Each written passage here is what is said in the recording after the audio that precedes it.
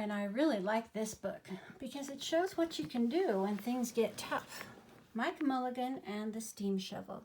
Story and pictures by Virginia Lee Burton. Mike Mulligan and Mary Ann had been digging together for years and years. It was Mike Mulligan and Mary Ann and some others who dug the great canals for the big boats to sail through. It was Mike Mulligan and Mary Ann and some others who lowered the hills and straightened the curves to make long highways for the automobiles. Beep, beep. And it was Mike Mulligan and Mary Ann and some others who dug the deep holes for the cellars of the tall skyscrapers in the big cities. When people used to stop and watch them, Mike Mulligan and Mary Ann used to dig a little faster and a little better. Then along came the new gasoline shovels and the new electric shovels and the new diesel motor shovels and took all the jobs away from the steam shovels.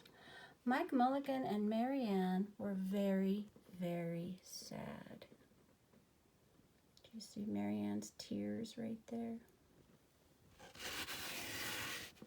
All the other steam shovels were being sold for junk, but Mike loved Mary Ann and he couldn't do that to her.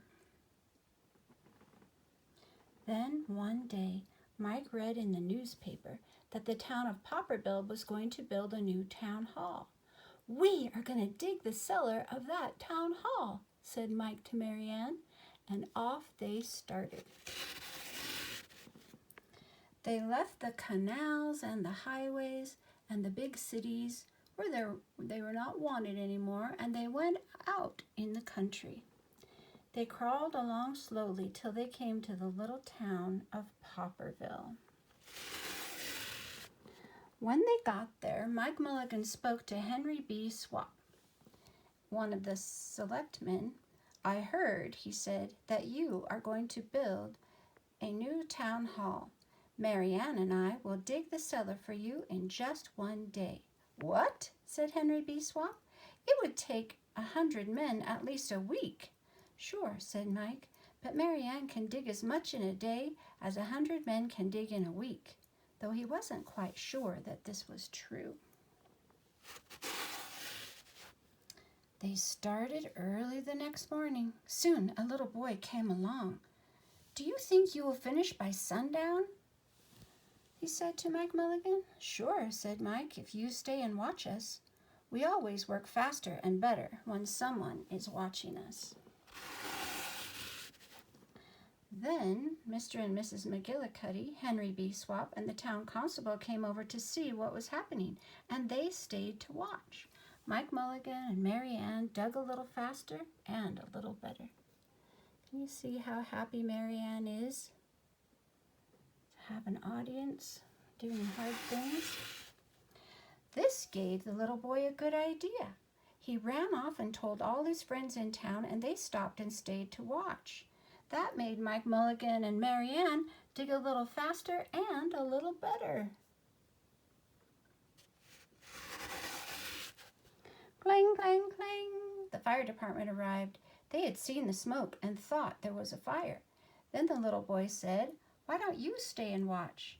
When they heard the fire engine, the children came from the school across the street, and they couldn't keep their eyes on their lessons anyway, so the teacher called a long recess, and the whole school came out to watch. Is Mary Ann still smiling? There they are, the school children came to watch. Now, a girl who answers the telephone called up the next towns and told them what was happening in Popperville. All the people came over to see if Mike Mulligan and his steam shovel could dig the cellar in just one day. More people came. The faster Mike Mulligan and Mary Ann dug, with more people coming. Oh, it's a lot of work, but they're doing it. Never had Mike Mulligan and Mary Ann had so many people to watch them. Never had they dug so fast and so well, and never had the sun seemed to go down so fast. Dirt was flying everywhere, and smoke and steam were so thick that the people could hardly see anything. But listen, bing, bang, crash, slam, louder and louder, faster and faster. Then suddenly it was quiet. Slowly the dirt settled down, the smoke and steam cleared away, and there was the cellar, all finished. The sun was just going down behind the hill. "Hooray!" shouted the people. "Hooray for Mike Mulligan and his steam shovel. They have dug the cellar in just one day." Suddenly, the little boy said, "How are they going to get out?" Mike Mulligan turned around. At the 4 square walls and corners he looked, and he said, "We've dug so fast and so well that we've quite forgotten to leave a way out." Nothing like this had ever happened before in Popperville. Everybody started talking at once, and everybody had a different idea, and everybody thought his idea was the best. Now the little boy had another good idea. Why couldn't we leave Mary Ann in the cellar and build the new town hall above her? Let her be the furnace for the new town hall, and let Mike Mulligan be the janitor. "Why not?" said all the people. So they found a ladder and climbed down into the cellar to ask Mike Mulligan and Mary Ann. "Why not?" said Mike Mulligan. So it was decided, and everybody was happy. They built the new town hall right over Mike Mulligan and Mary Ann. It was finished before winter. Now when you go to Popperville, be sure to go down into the cellar of the new town hall. And there'll be Mike Mulligan and Mary Ann, Mike in his rocking chair and Mary Ann beside him, warming up the meetings in the new town hall. The end. Don't you like how they solved the problem? And you remember whose idea it was.